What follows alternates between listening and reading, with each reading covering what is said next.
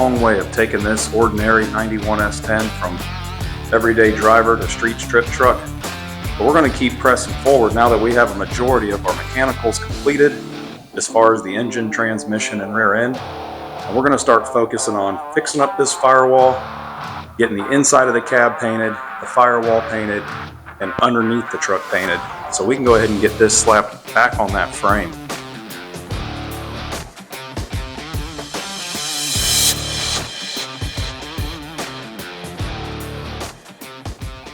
Welcome back to the Ultimate Dad, and we are going to move forward with this cab.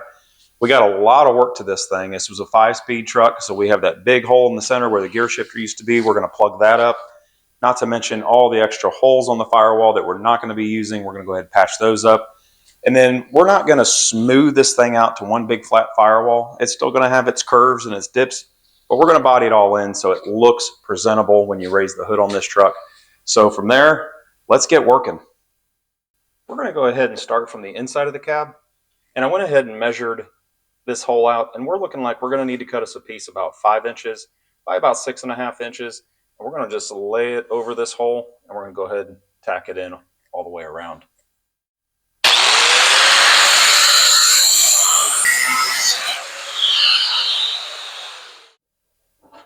Now I just cut out a basic rectangle to fill this in. I didn't even round the corners or anything.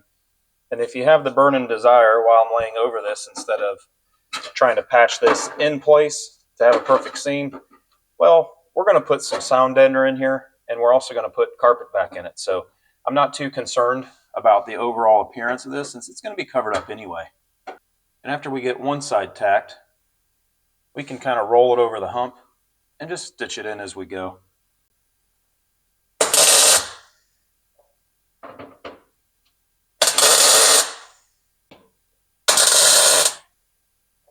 Now that we got that tacked in, just go ahead and use one of these little flapper wheels and smooth it out.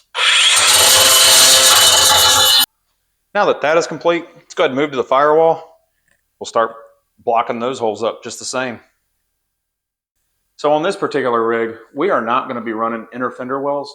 So we're going to go ahead and knock off this bracket, this bracket, this bracket, and I've already cut that one off because it was bent and mangled anyway. So I think that that's going to make this process go a lot quicker if we just start with that, get those out of the way, shave them down, clean them up. So let's get some drill bits and get started on that. So when you're trying to find these little pinch welds, you can take a piece of sandpaper and just kind of go over it. You don't have to go much, but this will lighten the area around the pinch welds so you get a pretty good idea of where they're at. Can't always see them too well.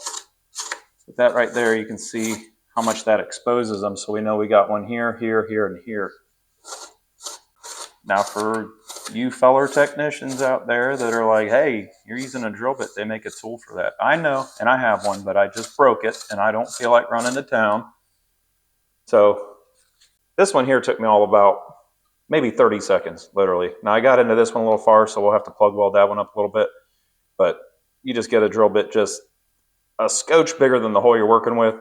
And whenever I drill them, I just kind of work it around like that before obviously getting that far. That's a mistake. And the whole thing just popped right off of there. So we're going to do the same thing here on this one. But it looks like we got 4 of them here that we need to get. And we're going to go ahead and get those drilled.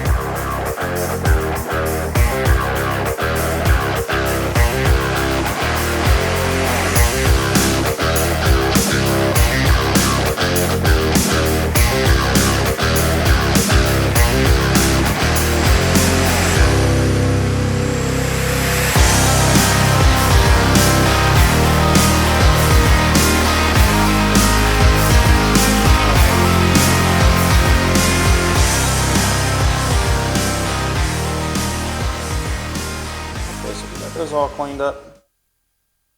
And also in the previous video, whenever we were, if you remember when we were test fitting the clearance between the engine, transmission, and getting it into this truck, we made that firewall modification. So I had little cuts here that were slightly overcut, and now's a good time. I went ahead and cleaned the paint off around that just so we can go ahead and stitch those up. Now that's not going to have anything to do with anything structurally. It's just pure anesthetics, but we want it to look good. So we're going to get that welder over here plugged in, fired up again, and get to welding these mistakes up.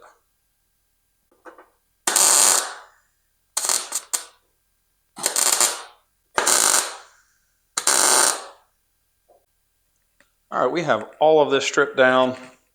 We got our heater boxes. Those have been covered. We got all of our inner fender well brackets removed.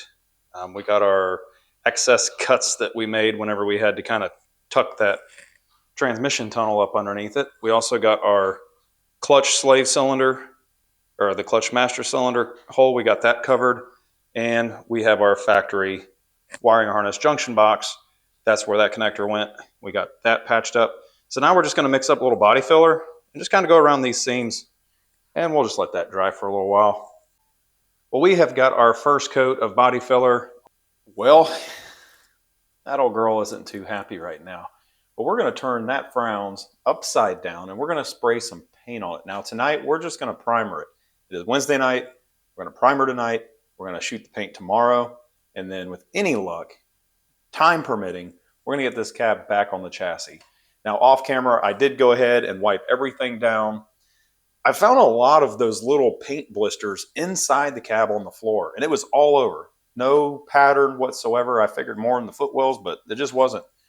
So I went through and I made sure I caught every single one of those, took it right back down to bare metal, so we won't have any future problems. Whatever was starting, we stopped it in its tracks right there. But it's wiped down with Prep All. It's masked as much as we care to mask, and we're going to go ahead and just start laying the gray. So we're cleaned up. Got our paint gun mixed up here. Paint gun mixed up. We don't have our paint guns mixed up. We have our paint mixed up and in the paint gun.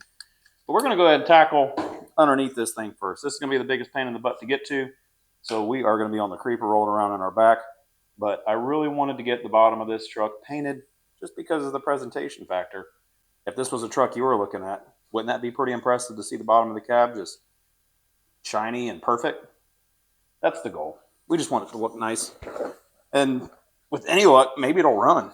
Anywho, here we go.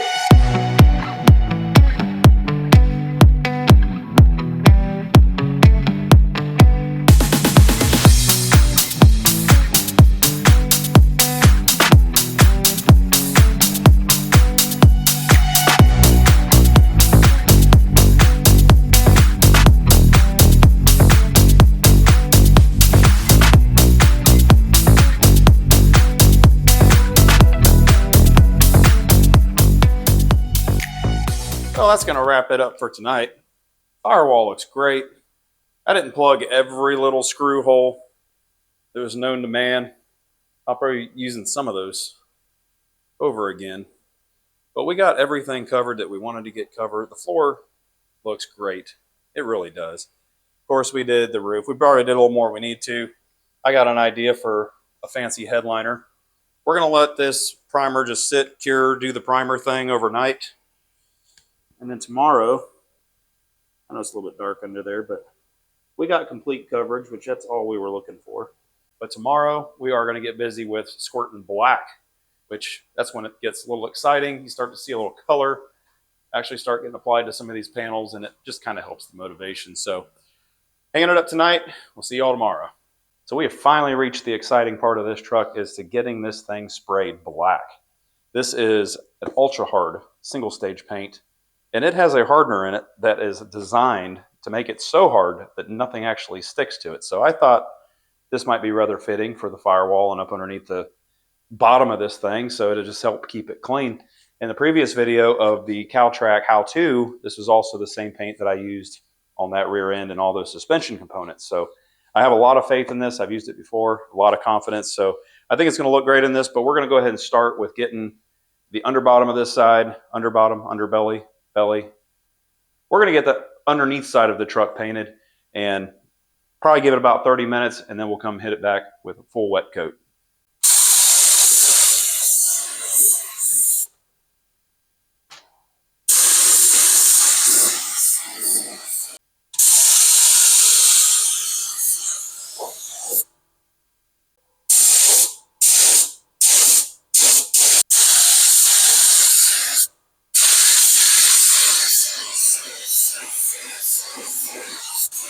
Good Saturday morning.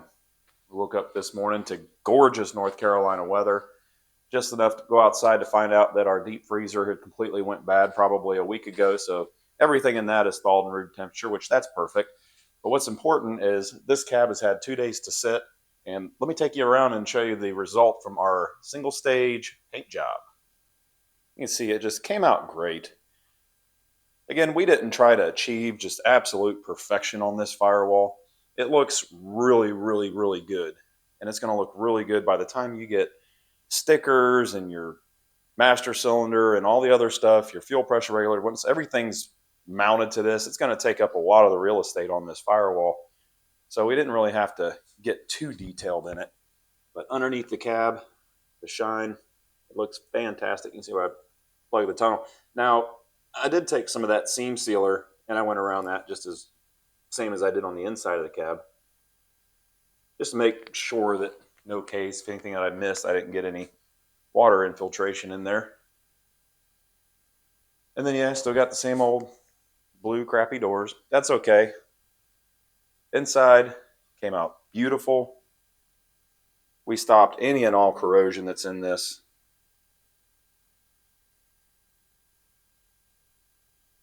Just really thrilled. It came out great. Now, I did go ahead, I single staged, hopefully it focus.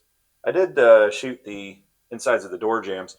Now, the paint scheme on this thing is going to allow the outside of this truck to be black in those areas anyway, so I wasn't too worried about, when I go to do that on the outside of the truck, the overspray hitting the single stage. That's going to be okay. We'll still do some masking, but if there's a little bit of blow by, it's not really going to be the end of the world, especially on this stuff. But other than prepping this cab and getting it shot with primer, getting it painted, the last part of this goal in this video is I want to get this cab back on this chassis. You remember when we took the cab off, the the cab mounts were in fantastic condition, even being from 1991. They looked great. They were still very pliable, so 100% going to reuse those.